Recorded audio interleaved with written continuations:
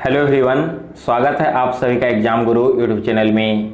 दोस्तों, इस वीडियो में मैं आपको एयरफोर्स 2020 एग्जाम के लिए रागा का प्रैक्टिस पेपर सॉल्व करवाऊंगा। हमारे साथ आप भी क्वेश्चंस को सॉल्व करते चलिए और वीडियो के अंत में हमें बताइएगा कि आज आपने 30 प्रश्न में से कितने क्वेश्चन सही किए हैं। और अगर आप इस मॉक टेस्ट का पीडीएफ डाउनलोड करना चाहते हैं तो पीडीएफ मैंने टेलीग्राम ग्रुप में दे दिया है और टेलीग्राम ग्रुप का लिंक आपको नीचे डिस्क्रिप्शन बॉक्स में मिल जाएगा। अगर टेलीग्राम ग्रुप का लिंक वर्क नहीं करे तो आप डायरेक्ट टेलीग्राम एप्लीकेशन में जाकर एग्जाम ग्रुप फाइंड कीजिए और वहां पर आपको मेरा ग्रुप मिल जाएगा।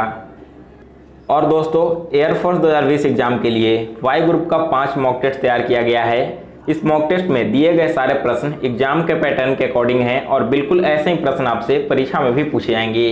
तो अगर आप एयरफोर्स 2020 में 100% सफलता चाहते हो तो एग्जाम से पहले इन 5 मॉक टेस्ट को जरूर सॉल्व करें। यहाँ पर 5 मॉक टेस्ट का दाम केवल 25 रुपये रखा गया है और इसे परचेज करने का लिंक मैंने नीचे डिस्क्रिप्शन बॉक्स में दे दिया है, तो आप वहाँ से जाकर इसे परचेज कर लें। और चलिए आज का प्रैक्टिस पेपर स्टार्ट करते हैं। सो गाइज, फर्स्ट क्वेश्चन है, भारत में राष्ट्रीय योजना आयोग का गठन कब किया गया था? राष्ट्रीय योजना आयोग गठित हुआ था दोस्तों 1950 में, यानी कि डी ऑप्शन करेक्ट आंसर है। सेकंड क्वेश्चन है, दाभोल परियोजना किस राज्य में स्थित है? यह स्थित है दोस्तों महाराष्ट्र राज्य में, यानी कि ऑप्शन बी करेक्ट आंसर है। नेक्स्ट है क्वेश्चन नंबर 3, प्रदीप नेहवाल कौन से खेल से संबंधित हैं? प्रदीप नेहवाल वे संबंधित है दोस्तों कबड्डी से, यानी कि ऑप्शन सी करेक्ट आंसर है। नेक्स्ट है question number 4, space science and technology centre कहाँ स्थित है? यह स्थित है दोस्तों थुम्बा में, यानी कि ऑप्शन बी करेक्ट आंसर है। फिफ्थ क्वेश्चन है, वायुमंडल की ओजोन परत पृथ्वी को किससे बचाती है? तो देखिए, आप सभी को मालूम है कि जो ओजोन लेयर है वो पृथ्वी पर पैरावैगनिक किरणों से बचाती है, यानी कि ऑप्शन डी करेक्ट आंसर है। और पैरावैगनिक किरणों को इंग्लिश में अल्ट्रावायलेट रेज के नाम से जाना जाता है। सिक्स्थ क्वेश्चन है, सर्वाधिक लवणता किस में पाई जाती है? यानी कि सबसे ज़्यादा सॉल्टी कौन सा होता है? तो यह होता है दोस्तों मृत सागर, यानी कि डेड सी। अगला प्रश्न है 7 नंबर, ब्रह्म समाज के संस्थापक कौन हैं? इसके संस्थापक है दोस्तों राजा राममोहन राय। 8 क्वेश्चन है, शक संवत कब प्रारंभ हुआ था? तो यह प्रारंभ हुआ था दोस्तों 78 ईस्वी में। नेक्स्ट है क्वेश्चन नंबर 9, चाबहार बंदरगाह जिसे भारत ने विकसित किया है यह किस देश में स्थित है? चाबहार बंदरगाह स्थित है दोस्तों इराक में, यानी कि यह चाबहार बंदरगाह ईरान में स्थित है, यानी कि ऑप्शन ए करेक्ट आंसर है। अगला प्रश्न है 10 नंबर, निम्न अंक श्रृंखला में प्रश्नवाचक चिन्ह के स्थान पर क्या आएगा? जो यह सीरीज आगे बढ़ती हुई है, आपको बताना है कि क्वेश्चन मार्क की जगह पर कौन सा नंबर आएगा। तो देखिए यह सीरीज आगे कैसे बढ़ रही है, तो ध्यान दीजिए, अगर हम पहले नंबर को लेकर चलते हैं यानी कि 4 को, तो 4 में 2 ऐड करने पर हमें 6 मिलेगा जो तीसरे टर्म में लिखा गया है। अब वापस से 6 में 2 ऐड कीजिए तो 8 मिलेगा और 8 में 2 ऐड करने पर हमें 10 मिलता है। उसी प्रकार से दोस्तों अगर हम सेकंड डिजिट लें यानी कि 5 को लें और 5 में 4 ऐड करेंगे तो हमें 9 प्राप्त होगा। वापस से 9 में 4 ऐड करने पर 13 प्राप्त होता है, यानी कि अब फिर से 13 में 4 ऐड करेंगे तो हमें क्वेश्चन मार्क की जगह वाला नंबर मिल जाएगा और 13 + 4 क्या होता है? 17 होता है, यानी कि ऑप्शन डी इस क्वेश्चन का करेक्ट आंसर है। अगला क्वेश्चन देखिए 11 नंबर, जिस प्रकार से CYL संबंधित है 24/27 से, उसी प्रकार से EYN किससे संबंधित होगा? तो देखिए यह CYL कैसे लिखा गया है, ध्यान दीजिए। CYL इसको हम सबसे पहले कोड करके देखते हैं। तो देखिए L का वैल्यू क्या होता है? L का अल्फ़ाबेटिकल वैल्यू 12 होता है, तो 12 को ऊपर में लिखिए और C का अल्फ़ाबेटिकल वैल्यू 3 होता है, 3 को आपको नीचे लिख देना है। अब इसके बाद दोस्तों देखिए यहाँ पर ऊपर में हमने लिख दिया 12, नीचे लिख दिया 3, दोनों का डिफरेंस क्या है? 12 और 3 का डिफरेंस 9 होता है, तो 9 से हमें नीचे मल्टीप्लाई करना है और ऊपर में क्या मल्टीप्लाई करना है? जो ऊपर वाले संख्या का वैल्यू है, यानी कि C का वैल्यू 3 है, 3 में से 1 माइनस करके लिख दीजिए, यानी कि 2। तो अब गुना करेंगे तो क्या प्राप्त होगा, 12 दूना 24 और नीचे 3 नवा 27, यानी कि 24/27 इस तरह से कोड करके लिखा गया है। तो बिल्कुल ऐसे ही हम लोग EYN को भी कोडिंग करेंगे, EYN। अब ध्यान दीजिए n का वैल्यू क्या होता है, n का वैल्यू 14 होता है, तो हमने 14 ऊपर लिख दिया, और e का वैल्यू 5 होता है, 5 हमने नीचे लिख दिया। अब 14 में से 5 को माइनस कीजिए तो इसका वैल्यू क्या आएगा, इसका वैल्यू आएगा 9, और ऊपर में क्या करना है, e में से 1 माइनस करना है, e का वैल्यू 5 है, 5 में से 1 माइनस करेंगे तो 4 आएगा, यानी कि क्या हो जाएगा दोस्तों, 14 में 4 से गुना करेंगे तो 56 प्राप्त होगा, और नीचे 5 गुना 9 45। EYN का कोडिंग होगा 56/45। Option number B correct answer है। अगला प्रश्न देखते हैं 12 नंबर, उस विकल्प का चुनें जो अन्य 3 से भिन्न है। यहाँ पर 4 ऑप्शंस दिए गए हैं, इसमें से एक ऑप्शन को चुनना है जो बाकी 3 से अलग होगा। तो देखिए अगर हम बात करें 81 का, तो 81 9 का स्क्वायर है, 16 की बात करें तो 16 4 का स्क्वायर है, उसी प्रकार से 625 25 का स्क्वायर है। लेकिन अगर 8 की बात करें तो 8 किसी भी नंबर का स्क्वायर नहीं है, बल्कि यह 2 का क्यूब है जो बिल्कुल ही अलग है। सो ऑप्शन नंबर बी इस क्वेश्चन का करेक्ट आंसर है। अगला प्रश्न है 13 नंबर, लुप्त अंक ज्ञात कीजिए। बताना है कि इस क्वेश्चन मार्क की जगह पर कौन सा नंबर आएगा। तो देखिए कैसे यह टेबल बनाया गया है। तो देखिए हमें यहाँ पर क्या करना होगा, ऊपर से नीचे की ओर सबसे पहले देखते हैं। तो 6 7 और 11 इन तीनों नंबर में एक ऐसा रिलेशन बैठाइए जिसका वैल्यू 462 आए। तो अगर हम देखिए यहाँ पर 6 में 7 से गुना करते हैं तो इसका वैल्यू 42 आएगा, और 42 में अगर 11 से गुना करते हैं दैट मीन्स क्या हो जाएगा, यहाँ पर 42 में 11 से गुना करने पर क्या प्राप्त होगा, 2 4 2 6 और 6 462। सो हमने यहाँ पर देखा दोस्तों कि 6 7 और 11 इन तीनों नंबर्स को आपस में मल्टीप्लाई करके चौथे नंबर को नीचे लिख दिया जा रहा है। उसी प्रकार से अगर 5 में 8 से गुना करेंगे तो 40, और 40 में 12 से गुना करने पर हमें यहाँ क्या प्राप्त होगा, यह प्राप्त होगा 480। तो यहाँ पर भी तीनों नंबर्स को गुना करके नीचे वाले बॉक्स में लिख दिया गया है। तो बिल्कुल वैसे ही हम लोग इसमें भी फॉलो करेंगे। सबसे पहले देखिए 7 और 4, 7 चौका 28 होगा। अब 28 में ऐसी कौन सी नंबर से गुना करें जिससे इसका वैल्यू 224 आ जाए। तो इसके लिए हमें 224 को 28 से डिवाइड करना होगा, यह कटेगा 8 बार में। सो x के जगह पर यहाँ पर क्या आ जाएगा, 8 आएगा। ऑप्शन नंबर बी इस क्वेश्चन का करेक्ट आंसर है।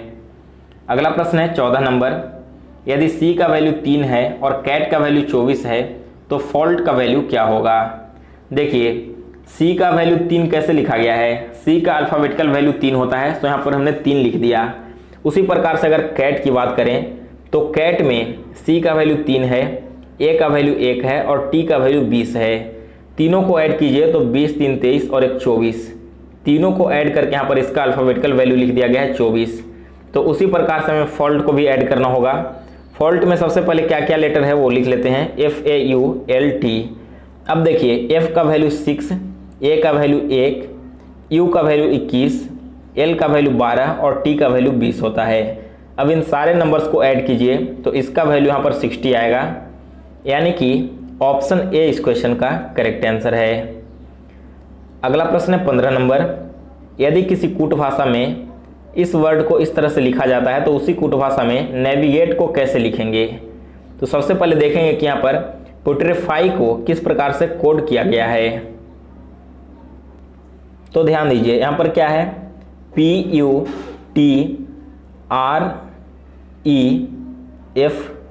इसे कोड किया गया है किस प्रकार से, TUPSYFE। तो अब ध्यान दीजिए दोस्तों, यहाँ पर किया क्या गया है कि P को इस तरह से लिख दिया गया क्रॉस करके, T को इधर लिख दिया गया है और U को बिल्कुल बीच में ही रहने दिया गया है। सेम उसी प्रकार से E को सबसे लास्ट में, जो सबसे लास्ट में था उसे इस साइड लिख दिया गया है और F को F के सामने लिख दिया गया है। और जो R और S है, बीच वाला जो संख्या है उसमें एक ऐड करके, R में एक ऐड करके S को लिखा गया है। तो आपने यहाँ पर इसका कोड समझ लिया कि कैसे इसको कोडिंग किया गया है। तो आइए अब हम नेविगेट को उसी प्रकार से कोड करते हैं। नेविगेट में क्या क्या है सबसे पहले लिख लेते हैं, NAVIGAT। तो अब देखिए जो V है वो सबसे पहले नंबर पर आएगा, ए को बिल्कुल सामने ही वैसे ही हम लिख देंगे ए, और एन तीसरे नंबर पर आएगा। फिर इधर अगर देखें तो टी यहाँ पर आएगा, ए को बिल्कुल सामने लिखेंगे और जी को सबसे लास्ट में। अब बीच वाला वर्ड कौन सा है, बीच वाला वर्ड आई है ना, आई में एक ऐड कीजिए तो इसका वैल्यू जे आएगा। तो कोडिंग क्या होगा, VANJTAG। So option number C इस क्वेश्चन का करेक्ट आंसर है। अगला प्रश्न है 16 नंबर। एक पंक्ति में 5 घर ABCD और O हैं। A B के दाएं हैं और C के बाएं हैं। O A के दाएं हैं, B D के दाएं हैं। तो यह बताइए कि कौन सा घर सबसे बीच में है। तो देखिए दोस्तों कैसे इस क्वेश्चन को सॉल्व करेंगे। सिटिंग अरेंजमेंट वाला क्वेश्चन हर बार एयरफोर्स में पूछा जाता है। आप लोग यहाँ पर देख लीजिए कितने आसान ट्रिक से इस तरह के क्वेश्चंस को सॉल्व कर लेते हैं। तो ध्यान दीजिए, सबसे पहले आप क्या कीजिएगा, ऐसे क्वेश्चंस में एक बार क्वेश्चन को अच्छे से पढ़िए और शुरू से जो जो कंडीशन दिया गया है बिल्कुल उस कंडीशन को फॉलो करते चलिए। लास्ट में आपका आंसर निकल कर चला आता है। जैसे देखिए सबसे पहले क्या कहा गया है कि ए बी के दाएं है, यानी कि ए जो है वो बी के राइट साइड में है ना, तो हम लोग यहाँ पर ए लिख लेंगे और बी क्या है, इसके लेफ्ट साइड में है। क्या कहा गया है कि बी के दाहिने में ए है, बी के राइट साइड में ए हो गया, और सी के बाएं है, यानी कि दोस्तों यहाँ पर सी किधर होगा, सी इस डायरेक्शन में होगा, तब ना इसके लेफ्ट में ए आया। अब दूसरा कंडीशन क्या दिया गया है कि ओ ए के राइट साइड में है। तो देखिए सी के लेफ्ट साइड में ए है और ओ जो है वो ए के राइट साइड में है, तो जाहिर सी बात है कि ओ यहाँ पर आएगा मिडिल में। और क्या दिया गया है, बी डी के दाहिने है, या जो बी है ना वो डी के राइट में है, सो जाहिर सी बात है कि डी इसके लेफ्ट में होगा, तभी ना इसके राइट में आएगा। जितने भी कंडीशंस क्वेश्चन में दिए गए थे मैंने सारे यहाँ पर लगा दिए हैं। अब देखिए प्रश्न क्या पूछा गया है कि बताइए कि सबसे मिडिल में कौन सा घर है। तो मिडिल को देख लीजिए, दोनों साइड से दो दो को हटाएंगे तो बचेगा केवल ए, यानी कि मिडिल में दोस्तों ए है। ऑप्शन नंबर बी इस क्वेश्चन का करेक्ट आंसर है। अगला प्रश्न देखते हैं 17 नंबर। एक परीक्षा में सफल हुए विद्यार्थियों में राहुल को 11वां स्थान मिला है तथा वह नीचे से 47वें स्थान पर है। 3 विद्यार्थी परीक्षा में उपस्थित नहीं हो सके हैं, एक विद्यार्थी असफल रहा है, तो विद्यार्थियों की कुल संख्या क्या है। तो देखिए सबसे पहला कंडीशन क्या दिया गया है कि परीक्षा में सफल हुए विद्यार्थियों में राहुल को 11वां पोजीशन मिला है, यानी कि वो टॉप से 11वें पोजीशन पर है, लेकिन अगर नीचे से उसका रैंक देखा जाए तो वो 47वें नंबर पर है। तो सबसे पहले तो हम यहाँ पर काउंट कर लेंगे कि टोटल सफल हुए विद्यार्थी कितने हैं। देखिए मान लीजिए कि यह सफल हुए विद्यार्थियों का एक लाइन बनाया गया है, इसमें जो राहुल है वो 11वें पोजीशन पर है ऊपर से, दैट मीन्स इसके ऊपर टोटल 10 स्टूडेंट और हैं। लेकिन दूसरा कंडीशन हमें यहाँ पर प्रश्न में दे दिया गया है कि नीचे से उसका स्थान 47वां है, यानी कि अगर नीचे से काउंट किया जाए तो टोटल यहाँ तक 47 छात्र हैं। तो हम निकाल सकते हैं कि टोटल सफल हुए छात्र यहाँ पर कितने हैं। नीचे से यहाँ तक टोटल 47 छात्र हैं और इसके ऊपर हम पहले से ही जान रहे हैं कि 10 छात्र हैं, तो दोनों को ऐड कर दीजिए, दैट मीन्स पास होने वाले विद्यार्थियों की संख्या 57 है। अब और कंडीशन क्या दिया गया परीक्षा में कि 3 विद्यार्थी उपस्थित हो गए थे, यानी कि 3 अब्सेंट थे और एक असफल रहा, यानी कि फेल हो गया है। तो विद्यार्थियों की कुल संख्या क्या है। अब देखिए 57 विद्यार्थी पास हो चुके हैं, 3 अब्सेंट है और एक फेल हो गया है, तो सारे को काउंट करके ऐड कर दीजिए, 3 + 1 4 और 57 4 61 हो जाएगा, यानी कि दोस्तों टोटल विद्यार्थियों की संख्या वहाँ पर 61 थी। ऑप्शन डी इस क्वेश्चन का करेक्ट आंसर है। अगला प्रश्न है 18 नंबर। आपकी माता आपके पिता से 4 वर्ष छोटी हैं और आपके पिता आपसे 6 गुना बड़े हैं। यदि आपकी आयु 6 वर्ष है तो आपकी माता की आयु क्या होगी। तो देखिए कैसे इसको सॉल्व करेंगे। आपको x और y मानने की यहाँ पर जरूरत नहीं है। क्या दिया गया है कि आपके पिता आपसे 6 गुना बड़े हैं और आपकी आयु 6 वर्ष है। तो अगर आपकी आयु 6 वर्ष है और आपके पिता आपसे 6x टाइम्स बड़े हैं, दैट मीन्स आपके पिता की उम्र यहाँ पर 36 साल होगी। हमसे प्रश्न पूछा गया कि माता की आयु क्या है और कंडीशन दे दिया गया कि माता की जो आयु है वो पिता की आयु से 4 वर्ष छोटी है, यानी कि पिता की आयु 36 है, इसमें से 4 वर्ष घटा दें तो माता की आयु निकल कर चली आएगी, दैट मीन्स 32 साल। सो ऑप्शन डी इस क्वेश्चन का करेक्ट आंसर है। अगला प्रश्न है 19 नंबर। प्रश्न आकृति में लुप्त पद ज्ञात करें। तो देखिए बिल्कुल इजी क्वेश्चन है। यह एरो कैसे आगे बढ़ रहा है, यह 45 डिग्री क्लॉकवाइज डायरेक्शन में मूव कर रहा है ना। सबसे पहले एरो ऊपर की ओर था जो इस डायरेक्शन में चला गया सेकंड वाले बॉक्स में, फिर थर्ड वाले बॉक्स में यहाँ चला गया है। तो आप देख रहे हो कि 45 डिग्री का एंगल बनाकर यह क्लॉकवाइज डायरेक्शन में मूव कर रहा है। तो अगला जो स्टेप इस एरो का होगा वो इस तरह से का होगा कुछ, यानी कि ऑप्शन बी इस क्वेश्चन का करेक्ट आंसर है। अगला प्रश्न देखते हैं 20 नंबर। संबंधित आकृति का चयन दिए गए विकल्पों में से करें।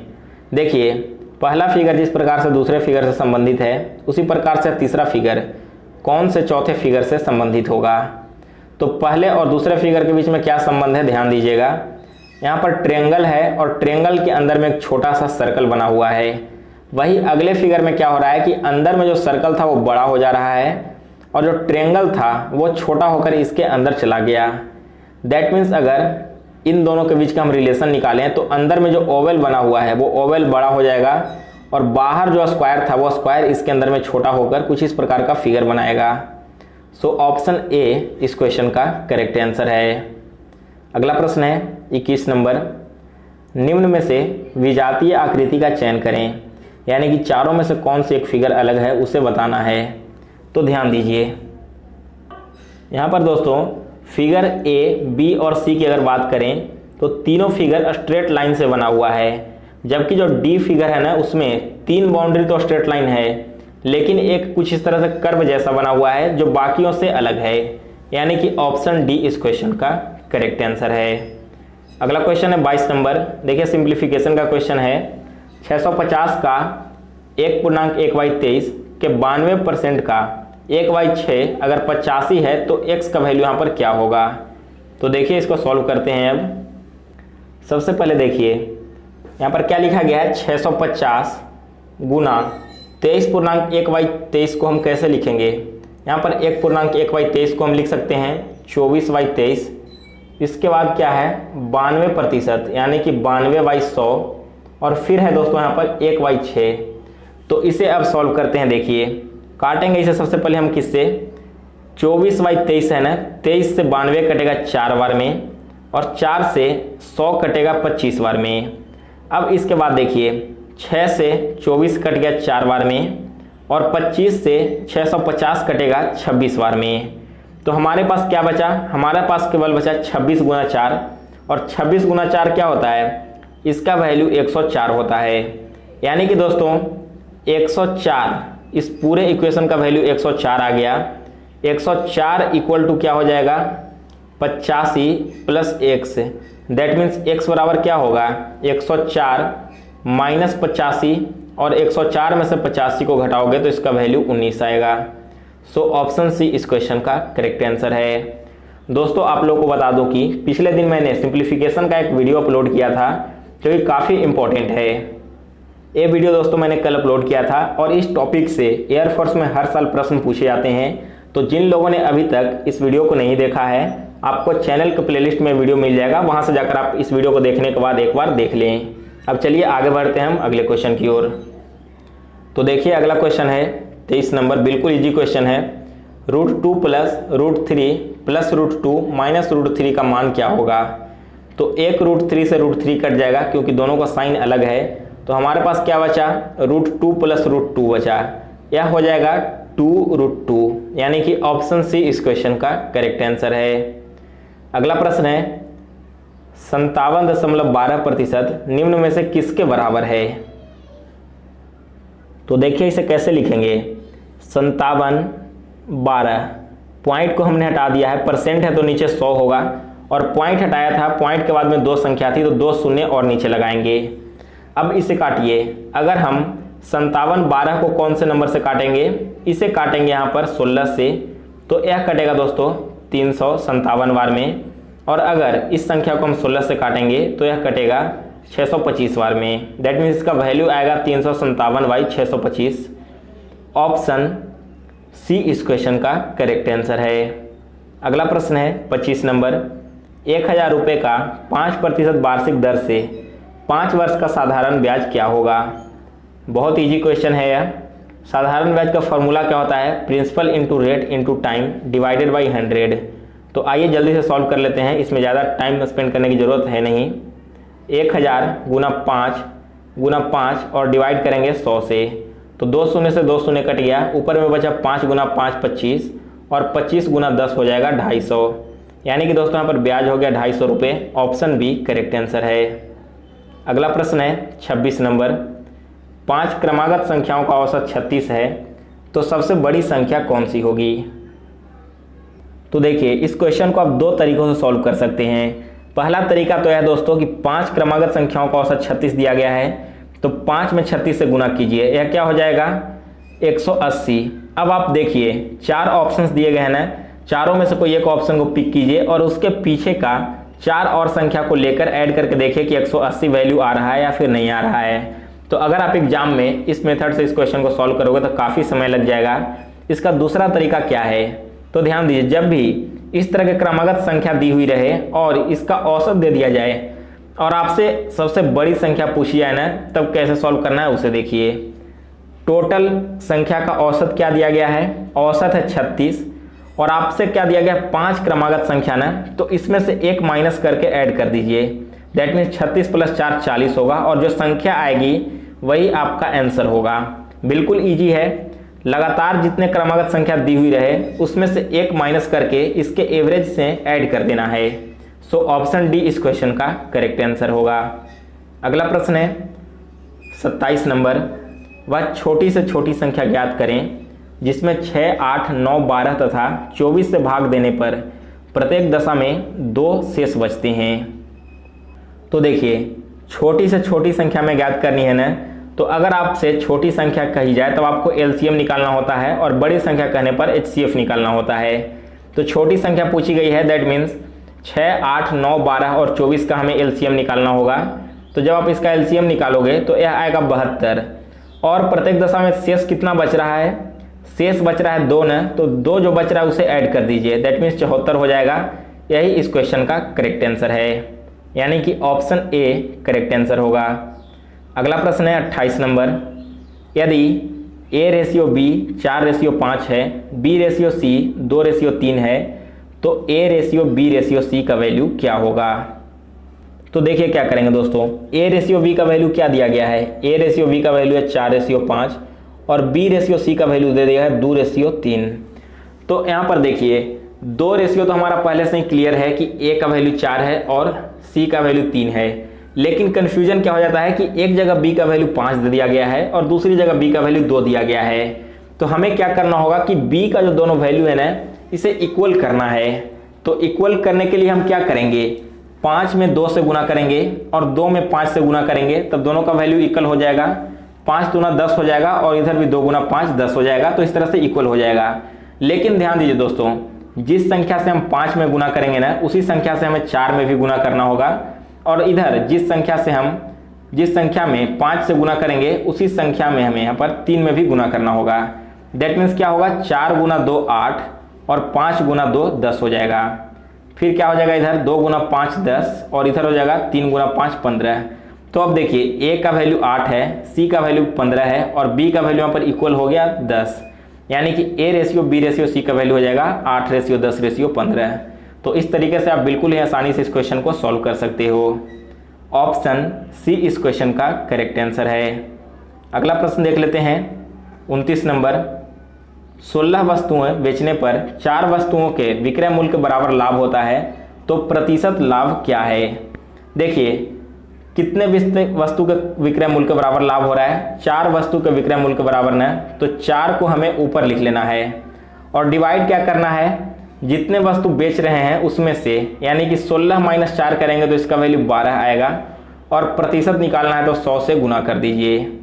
तो देखिए 4 से 12 कटेगा 3 बार में और 3 से 100 डिवाइड होगा 33.1/3% में, यानी कि ऑप्शन डी इस क्वेश्चन का करेक्ट आंसर है।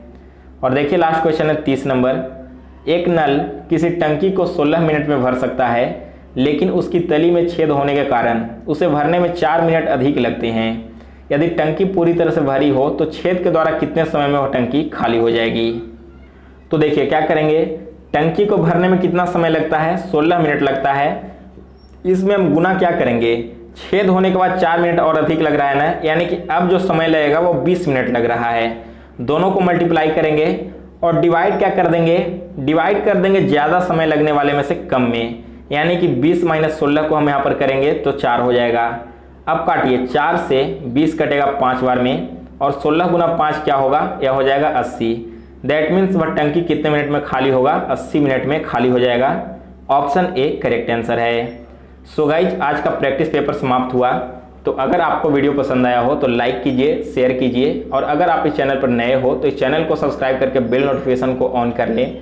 साथ ही में दोस्तों, अगर अभी तक आपने हमें इंस्टाग्राम पर फॉलो नहीं किया है तो मेरा इंस्टा आईडी आपको डिस्क्रिप्शन बॉक्स में मिल जाएगा, वहां से जाकर आप हमें फॉलो कर लें।